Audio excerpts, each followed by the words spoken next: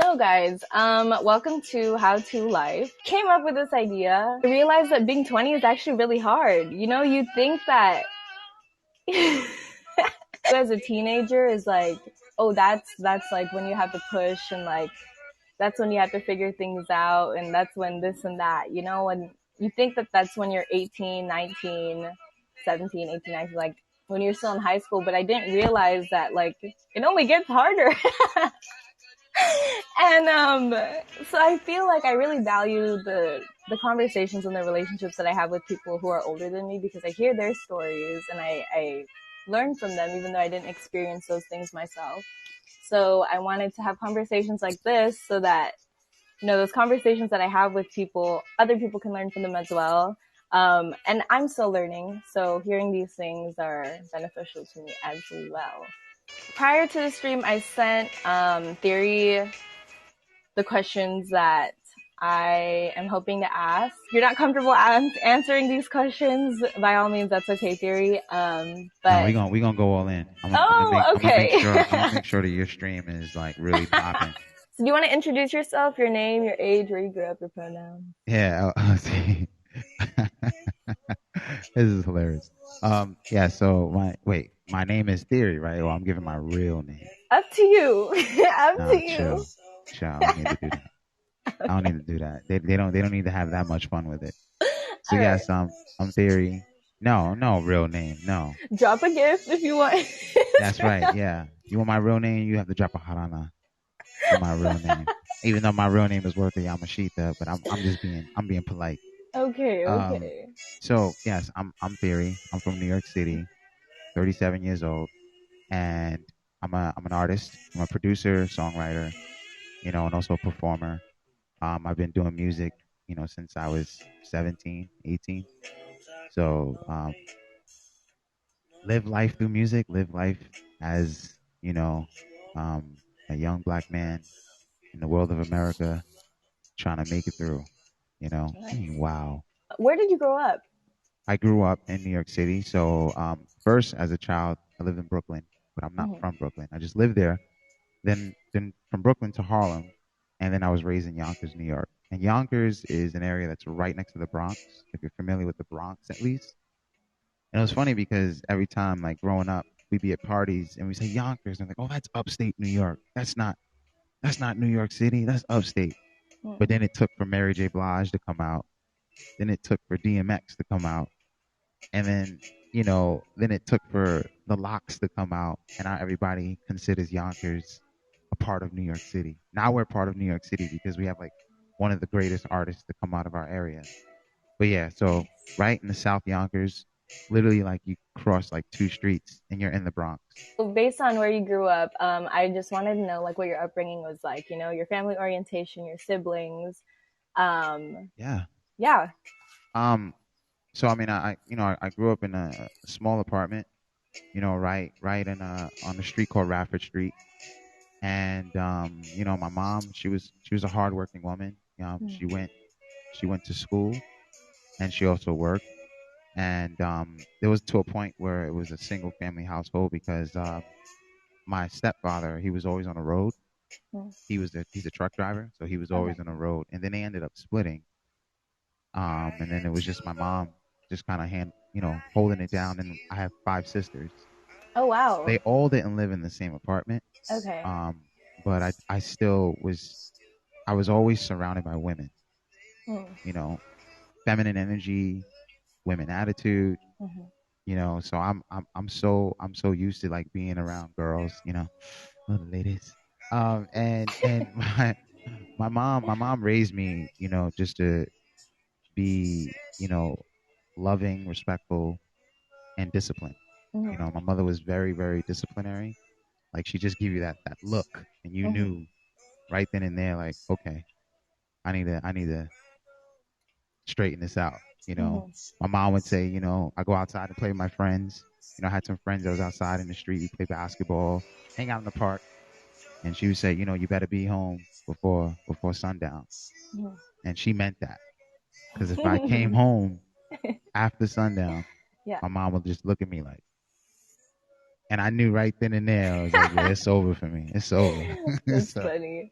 So she's a very very strong woman, Mhm. and just the image of her gave me the opportunity and idea of what I see in a woman, Nice. because like she was very very independent, Mhm. and my mother was relentless. Mhm. Whatever she wanted to get, she get it. I mean, there was times that no money was in the household. Like it was, we didn't live poorly. I want to say we were poor, Mhm. but we definitely weren't well off. You know, I was around friends who had the nicest things, and I would come back home and tell my mother like, how come I can't get that? She just looked at me, you better get a job. so, so she told me that I had to work for what I wanted. Right. Would And you say that you lived a typical childhood? definitely, definitely, and Okay. even though there were tough moments, Mhm. those tough moments mattered Right. because I wasn't spoiled. Mhm. I was, we weren't. Let me rephrase that. I wasn't spoiled with materialistic things. I Right. was I was spoiled with love. Mhm. So my mom, she gave us the attention. Mhm. I'm a mama's boy. I was always a little baby. Even though I'm right in the middle. I have younger Okay. sisters and I have older sisters. Right. And but I was the only boy, Mhm. so I could do no wrong. I Right. never can do wrong. I'm always in the clear. What's a song that reminds you of your childhood, and what's a memory that's connected to it? Like when you think about this. Hi, I'm Joe. gonna Welcome back. Yeah, I'm gonna go with Michael Jackson. Okay. You Any know, Michael um, Jackson? mostly Joe. Absolutely not. Chia, welcome Um, back. oh, she's saying Bazooka Joe. I thought you meant the artist Joe. I'm like, I was Oh not no. listening. No, He did not no. shape my childhood. Like, I am an Hi, artist. Blink Dazzle. What's up, Bazooka Joe? What's going on? Marco, Yeah, hey. Michael basically changed my life from music.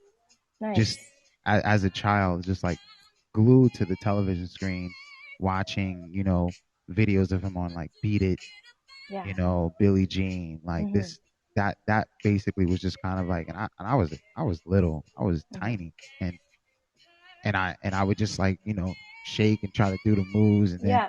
Yeah. eventually I was like, as I got older, I told my mom that I wanted a glove, and I used to wear my pants up so you could see my socks. Nice. I tried to moonwalk on a rug. I mean, don't ever try to moonwalk on a rug. It's just not happening. And if you can, you're super talented. They're questions to get deeper into life and Okay. kind of understand Oof. the person that you are and the things that you learned Is this an in intervention? your Because if life. it is, like, I No, need to know. Okay. no. I was like, I'm not prepared for an intervention right now. Um, but what is the best age that you've lived so far and why? Wow. The best age. Mhm. Um, I'm gonna say when I was around 13. Okay. Yeah. I'm gonna say that was my like 13 to 16 Yeah. was like my best age because I was living in Europe. Oh, I was okay. an exchange student. So, Nice. um, and that, you know, for a child who only been to like certain states, the United States, Hmm.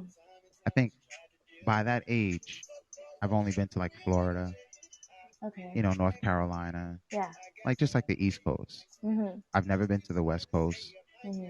at that age. And then just this hard shift of putting me in another Was this country. voluntary?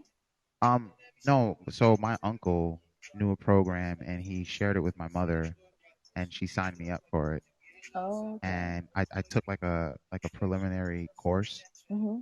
and then like an orientation. Hmm. And yeah, it's called Youth for Understanding, Hmm. YFU, and I stayed with a family out in Nice. Belgium. And so I'm Right. gonna say that was because it meeting all those new friends and just different cultures Hmm. that I had the best time of my life, best time of my life, Nice. definitely. Cool. So, what's something that happened in your life that no one would believe if you told them?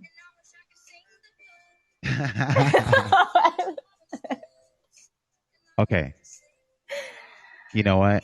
I'm I know exactly what I'm going to tell her. because no one will believe me. No one's Okay. gonna believe because I didn't even believe it. Continue. So Okay. Okay. I'm ready for this. I didn't even believe it. So no one's knowing. So whoever's here right now, it's this is it. Who's not here? You never heard it, and if you You're heard it, you be missing like, out. he lying, and I'm like, yeah, I feel you. So I'm good. what's up, Christy? So I was at a Black Eyed Peas party. Okay. Um, and I was with my then manager and a friend of mine, and we were just like, hanging out and just partying and having some drinks and Mm-hmm. drink after drink, drink Mm-hmm. after drink, drink after drink, Mm-hmm. to the point where I had too much. Okay. um, and my homeboy had to babysit me. He just Okay. he was watching me. He's Mm-hmm. like, bro, you were taking pictures with random people. Mm-hmm. You were taking pictures with Fergie. You thought she was a fan.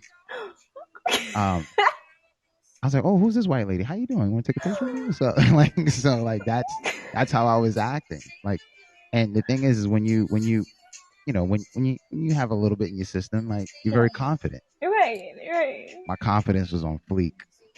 So I ended up at the VIP section, Okay. and I just walked in. Now, They didn't mind you, say nothing. I'm telling you this story from my man's perspective. Oh, okay. So because at that point I didn't remember anything. So Okay. I end up in the VIP, sitting down. Mm-hmm. I'm on the the VIP sofa, Mm-hmm. just vibing, and this entourage comes in the VIP, and this woman sits next to me, as I'm told, and she has her crew, her crowd, Mm-hmm. and I look over. I did one of these, Mm-hmm. and she was, she looked over. We started talking, Mm-hmm. and when music is loud, you got to get close. Right.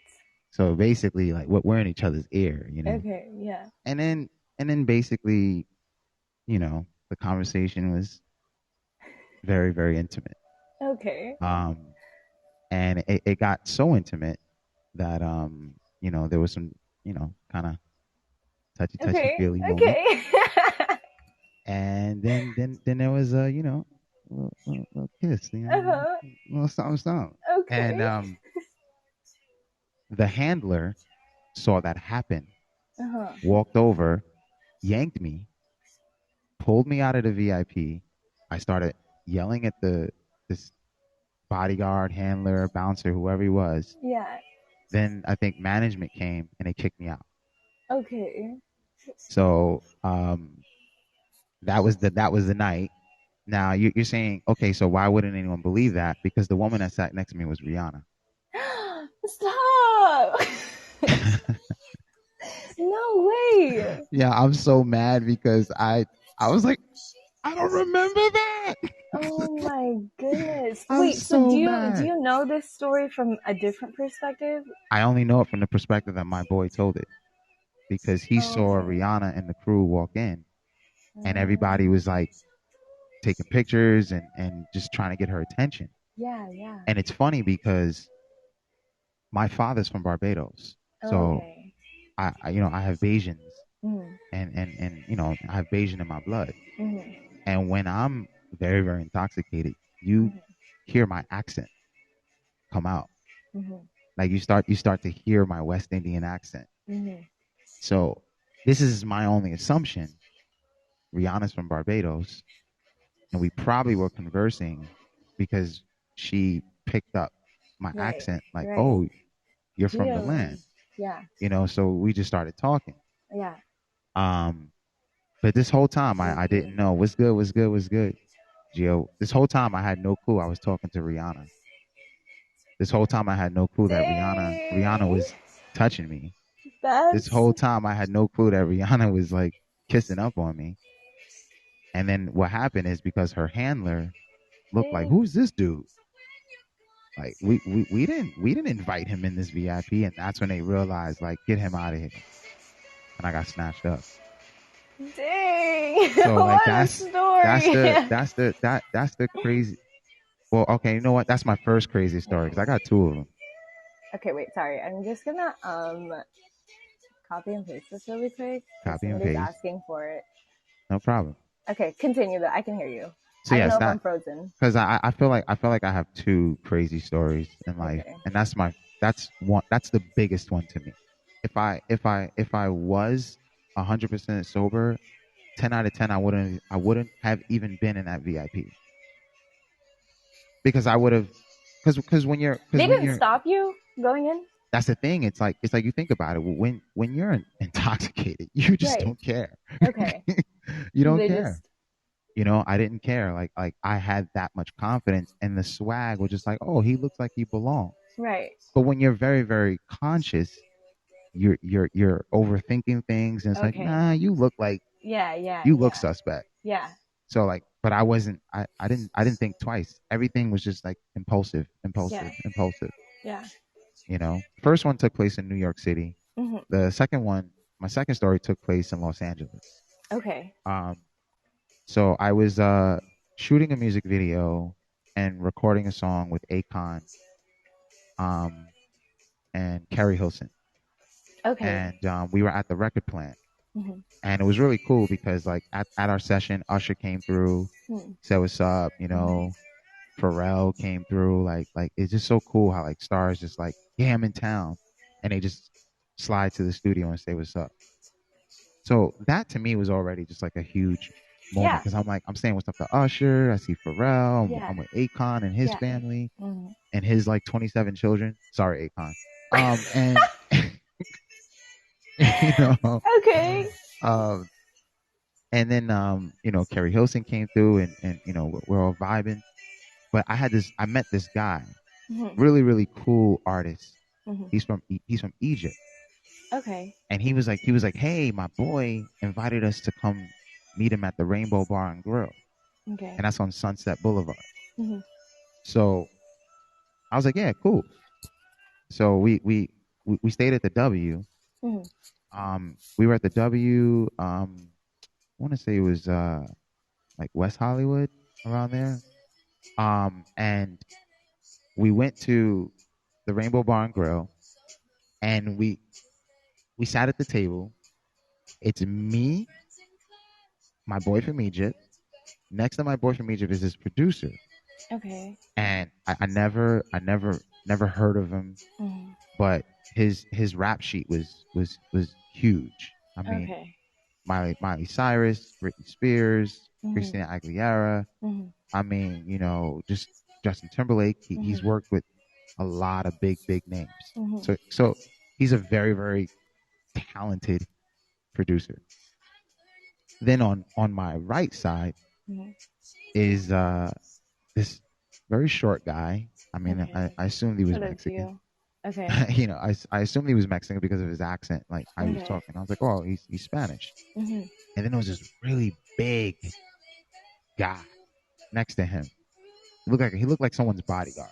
Okay. He was huge, and we're sitting at the table. And wait, is this SPG? Yeah. Yeah. Yeah. Yeah. Yeah. You're good. You're good. Okay, so we're sitting at the table, and they're rolling, Okay. and he's like, yo, where you from? Where you from, home? I said, I'm from New York. He said, oh yeah. He says, man, we need to hook up because we Mm. we do some shows out there all the time. Mm. So let's hook up one time. I said, Mm. oh cool. I said, what do you guys do? So the short guy says to me, he goes, you don't know who this is? And I was like, oh my God, no, I don't. I'm so sorry. It's like, I felt bad. Like, I was like, nah, I don't know who that is. He says, yo, that's B Real from Cypress Hill. And I Mm. said, oh, oh, that's what's up. So he's like, yeah, man, that's the Dr. Green Thumb. So it's B Real from Cypress Hill, Mm. his boy, me, my homeboy from Egypt, and this producer. And now there's like a cipher going on the table. Oh, it gets better. Okay. so Okay. so we're here chilling, and Mhm. now we're having drinks, Mhm. and but I'm not heavily intoxicated. I'm very very certain of Mhm. what's going on. Mhm. And this gentleman comes, sits down, and I'm looking at it. And I'm like, why does he look very familiar? Mm-hmm. But and this is the thing. I don't know if this ever happened to you, or if it happened to anyone. If you see a celebrity and you look at them and you're like, they look like this celebrity I know, but I don't think that's the Yeah. celebrity, because when you see them in movies and television, they They have like don't. a different Yeah. look. Because Mm-hmm. some of them, like, they grow out their beards, or they Mm-hmm. shave it all off, like, Mm-hmm. because it depends on in between sets and Right. and filming Mm-hmm. of the character they have. So Mm-hmm. I'm looking at this guy and I'm like, oh my god, he looks famous, but I can't figure it out. So I said, I nudge my boy. I'm like, yo, who's that? Who's that? And he goes, that's Ben Affleck. I was like, bro. No way. So Ben Affleck Dang. is at the table with us. He knows B-Real. He knows the producer. They know each other. He's also rolling. Mm-hmm. Now, I'm gonna let you take a guess. No. If you Go see be. Ben Affleck, Yeah. take a guess who would be with him. I don't know. No? There's Okay. a million people. Well, because it's like these two actors are like peas in a pod in Hollywood. Okay. If you see one, you see the other. That's just like the joke. Like they're always together. I don't know. Okay, well, Matt Damon. So Matt Damon also came through, and we're all sitting at this table, and we're having. Mhm. So I had a whole big cipher with all of them at this table, and I looked at my phone.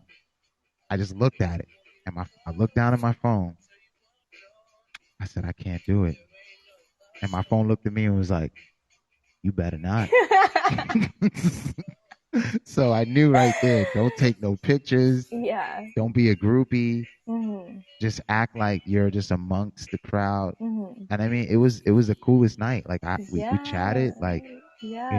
they were cool, like, and honestly, like, so if I said to somebody, hey, I was at the Rainbow Bar and Grill with B Row from Cypress Hill, Matt Damon, Ben Affleck, some producers, yeah, we was just kicking it.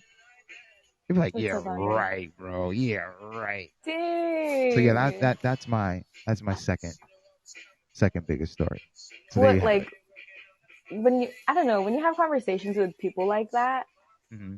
what do you What's even it like? talk about? What's Yeah, it like like? what do you even talk about? Oh man, I mean, just many things. I mean, sometimes you can get into politics.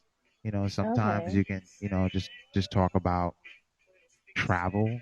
Like, Oh, oh, right. like your favorite part of this country, or oh, I've been here. And when you talk to them, they're well traveled. Right. So, and they're very intelligent. Okay. Actors are very, very intelligent people, Mhm. because just the roles that they play. And good actors are very intelligent. Mhm. I mean, some of them are I sociopaths, see. but they're intelligent. So um that's Hollywood for you. you know that's Hollywood. Nice. And I think that trip, when I was in LA, Mhm. here in LA, that Hi, it was the Nani. most star-studded trip I ever No, had. I yeah, I would be too. Like I wouldn't Yeah, even know what to say. yeah, it was insane. Like my JayZ story was just, it was just an inspirational moment. I think that was one of my most inspirational moments Oh, I'd with love to hear this then. an artist. Okay, Okay. so Hi, the, LA. like in my younger years of just wanting to do music. Mhm. I was in New York City when September 11th happened. Mm. So I was a teen, and when September 11th occurred, like, it was just a situation of, okay, what do we do? Mhm. Like, this is insane. And Mhm. JayZ dropped his A J Lo uh, story. oh, I Jay almost thought, Z. oh yeah. Um so JayZ dropped his album, Blueprint. Okay. The same His album dropped the same day the September 11th attacks Mhm. occurred. Mhm. So like a week later after the attacks, I was at the Def Jam building. And the reason I was at the Def Jam building, because I made myself a meeting with one of the A&Rs Mhm. at Def Jam, which didn't turn out well, but it's okay. Mm-hmm. And I was a little discouraged when I walked out because I'm like, man, I'm trying, like, I know how to rap, Mm-hmm. and they don't want to, they don't want to sign me. Mm-hmm. And I was going down the escalator, and Mm-hmm. as I was going down the escalator, I saw JayZ and Dame Dash having a conversation, literally nonchalantly. I'm talking like people just walking. JayZ's down at the bottom, Mm-hmm. Dash is down at the bottom. Dash comes up the escalator and he just gives me a nod, and I give him a nod like, "What up?" And I see Jay, and I just walked up to him. And I was like, "Yo, Jay, what's good, man? What's good? What's good?" He turns around, he goes, "What up?" And I was like, "Yo, man, it's crazy that your album dropped on September 11th. Like, that's just so crazy, right?" And this is exactly what JayZ said to me verbatim. He said, "Yo, man, we got real issues in the world right now. Like, people are dying. Like our world is having problems. That's just music. I always bounce back. Always bounce back." And I looked at him. I was like, "Yo, that's real, man." And he was like, "Yeah, man." I was like, "Yo, I'm Theory." And he goes, "All right, nice to meet you, Theory. Stay up." And he hopped in this huge Suburban, drove off. And I was like, Dang. I just sat there like, I just met JayZ. Like, yo, I just had Dang. like a whole like real conversation because like Yeah. I wasn't a news reporter. Mm-hmm. Like he didn't have to say something for the camera. Mm-hmm. He gave me real words. Mm-hmm. And what he did was he said, "This is more important than my music. Mm-hmm. This is real issues that we're facing. Mm-hmm. I know who I am as an artist. I always bounce back. I'm JayZ." That's how confident he is in himself. And just that just went through me, and that's why I'm the way I am as an artist, just because of that meeting with JayZ. When I was younger, in my my early 20s, Mm-hmm. I didn't look at it as you know oh, this is supposed to happen. Like Mm-hmm. I always, I hated rejection. I hated being rejected Mm-hmm. because I was so surefire of something. So then when I was rejected, Mm-hmm. it made me feel like, why did I work so hard for it? Right. You know, Yeah. and when and you hear, oh, it's not meant to be. And when I think something's meant to be, don't tell me it's not. Right. So, but as I got older, I Mm-hmm. realized like, okay, that happened for a reason. Yeah. I appreciate it now. I Yeah. appreciate it. To some people say, "Oh my God, you met such and such," but I Mm-hmm. just think like they're just like, "Oh yeah, I was talking to Billy." Mm-hmm. Like they're just they're me in Yeah. just a different light. Mm-hmm. Sometimes I say like, "Oh, we are, this guy, he and I are the same people, Mm-hmm. but he just has a little bit more coverage in marketing than I do. Mm-hmm. We're no different." Mm-hmm. But people might see this person bigger than me, Mm-hmm. but it's like they're not. They're really not. Hmm. We're on the same exact level. They just have a little bit more marketing and press that Yeah. makes them seem bigger. That's all. Do you still deal with doubt? And if you do, like, what process do you go through to like not think that way, especially with everything that you've already accomplished and things that you still want to accomplish? No, yeah. I mean, you know, doubt crosses my mind in certain things, but Mm-hmm. it's very short lived Mm-hmm. as an artist. Um, I have a saying in one of my songs that says, "Follow your heart. Your heart will never lead you wrong. Swallow your doubt. Your doubt will never get you on." So you just have to swallow it. You know, you just Yeah. because when you doubt, that means that you have erased what faith is all about. You can't have faith and have doubt. Mm-hmm. They don't go together. It's Mm-hmm. either you're going to go left or you can't go left and right at the same time. Mm-hmm. So which one are you going to do? You're gonna have faith or you're gonna have doubt. Yeah. You got to pick one. Yeah. So um that's when I realized, like, be mindful of what I'm saying, because Right. if I say I have faith in something, then I Mm-hmm. can't have doubt. Yeah. That doesn't work. So I swallow it. I just Yeah. swallow. If you could restart your life, would you do it? Why or why not? I'm gonna say no. Okay. For me, I wouldn't restart Because if I restart, then you would have a completely different conversation with who I am now. Everything that's happened to me Mm-hmm. happened for a reason. Right. Everything from the moment of turning the corner 24.2 seconds earlier Mm-hmm. than a situation, Mm-hmm. from getting in my car and pulling off 25 minutes later. Mm-hmm. That all Such an happened for a example. reason. For me going to Europe, like every event I've had that I look back and says, man, I wish that never happened. I Mm-hmm. had to realize, but it happened because of this to make me like this. Mm-hmm. So if I restarted, we'd have a different conversation. Is there a mistake that you felt like you needed to make in order to become the person you are today? Hi. Yeah, it is a Yeah. mistake. Um, I here we go, here we go. Um,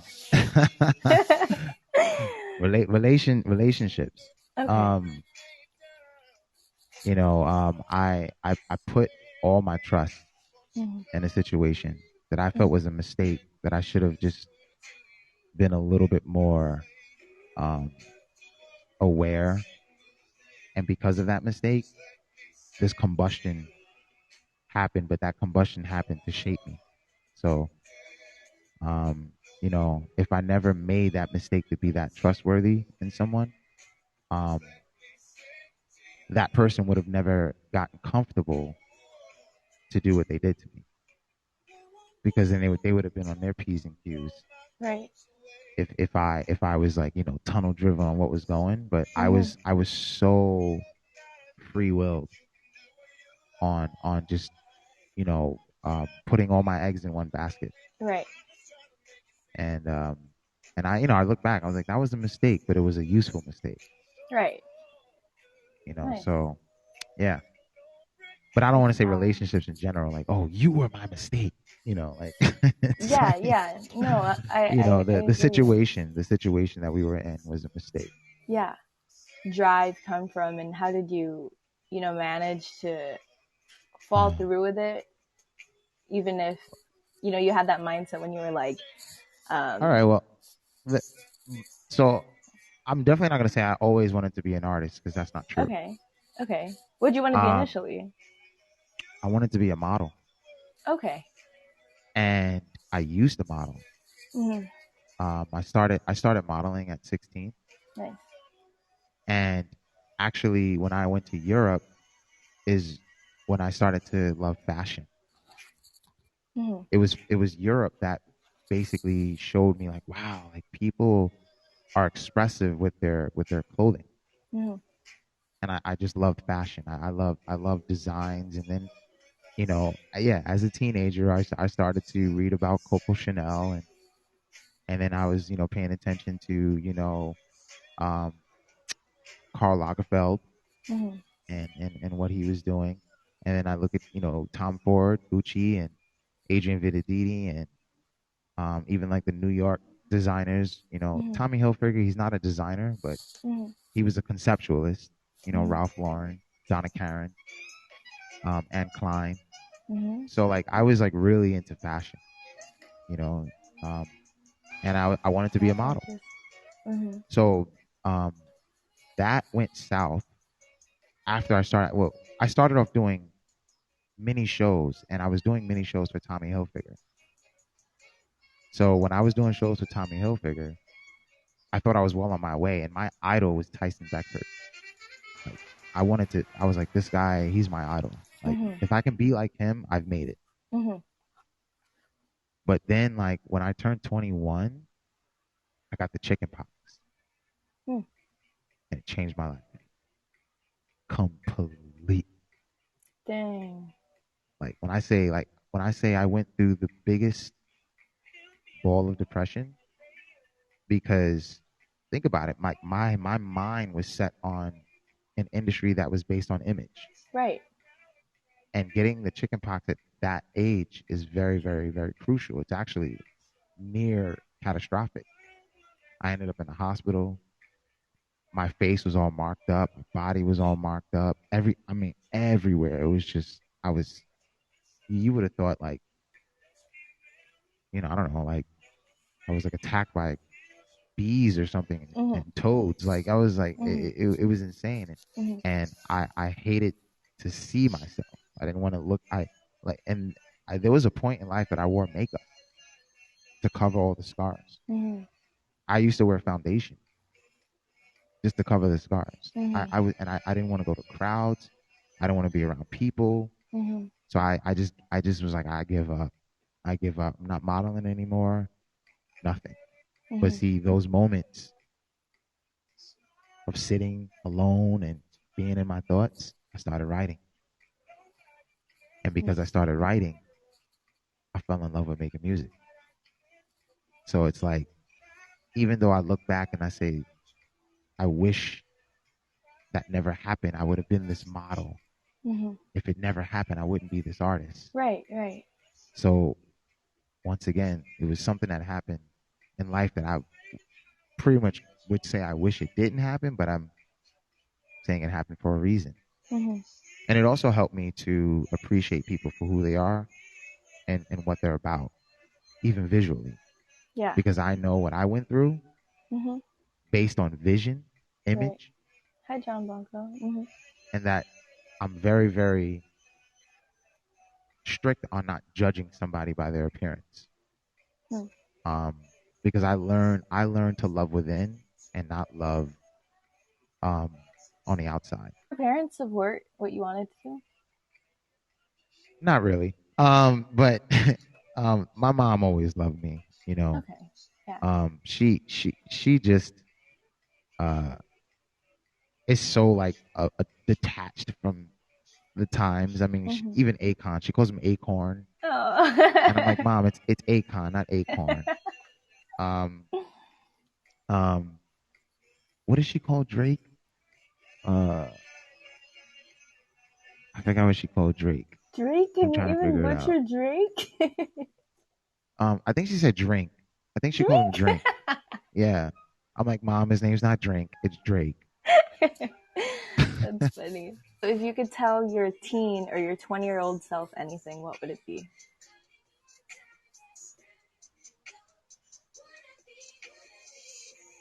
I would say to them, uh, if you believe you're the best at what you do, then you will be the best version of you, and tell them that no one on this planet can be a better you. Mm-hmm. Like, so whatever you're passionate about, Mm-hmm. believe in that. And when you believe in that, you'll be the best at what you're doing.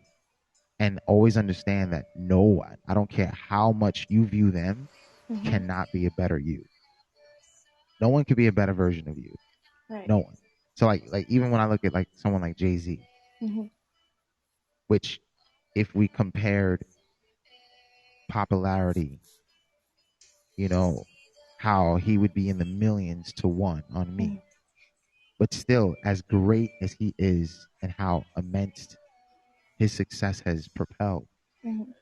he still can't be a better theory. He can't.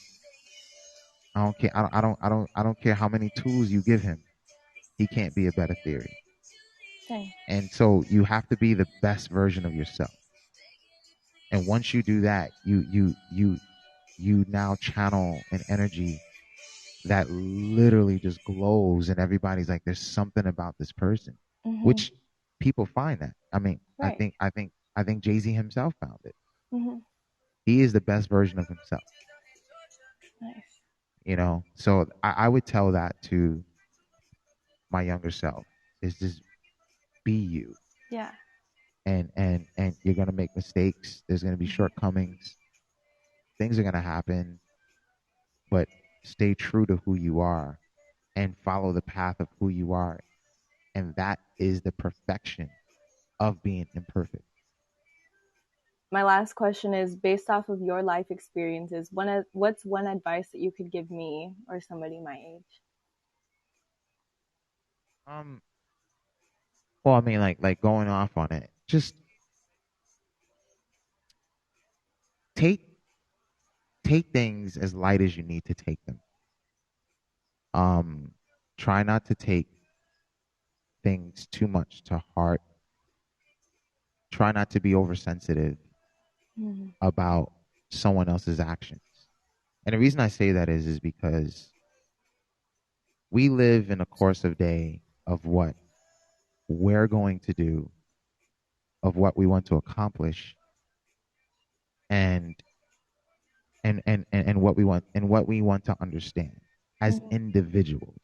Mm-hmm. We don't live a life in pair of what someone else is doing, Mm-hmm. because then you're not focusing on yourself. Right.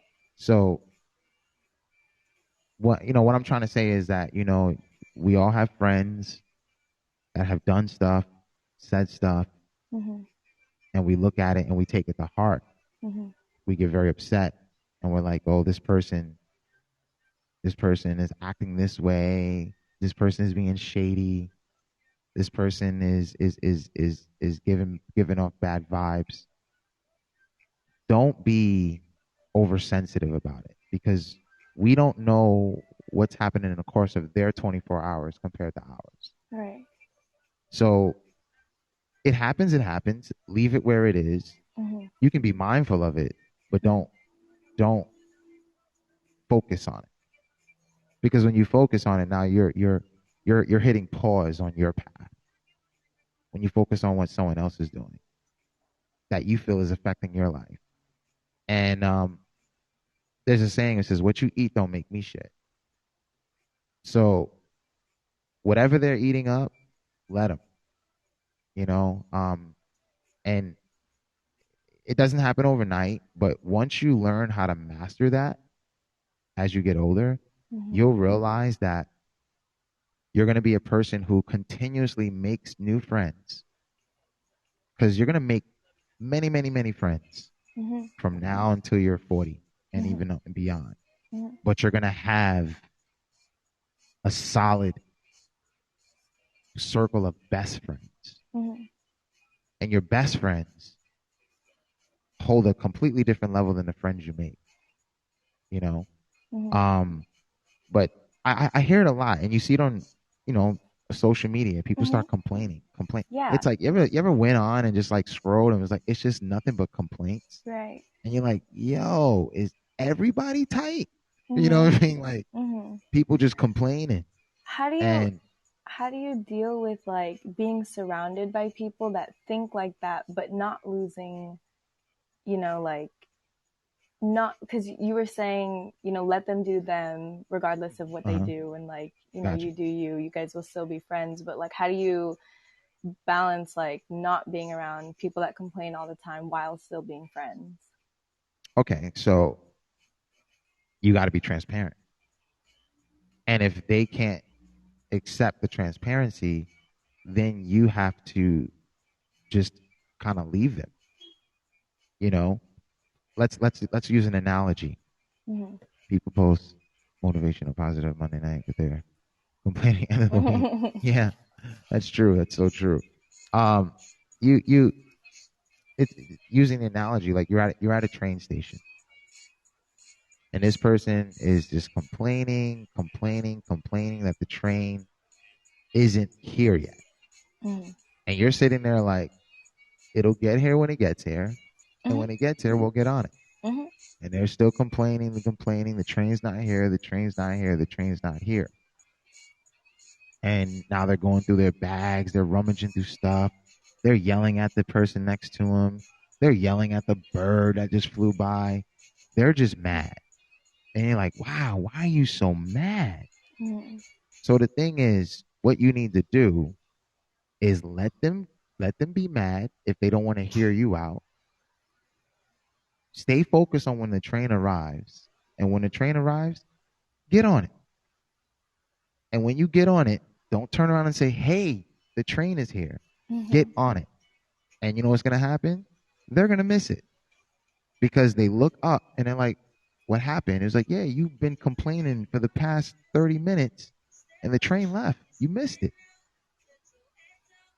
Now, if you stayed focused on their complaint, trying to figure out those issues, you're missing the train together. Now the train left both of you. And then you're going to look at them and says, look what you made happen. It's your fault now. Now you're both mad. Don't let them bring you in their world of hurt. You know, it's like, look, I love you, but I'm getting on this train. Are you coming? Or are you going to sit there and complain? Either way, I'm doing what I initially have focused myself on doing. So you could still be friends with somebody who's doing all that, but you Mm-hmm. got to let them know this is the direction I'm going. Mm-hmm.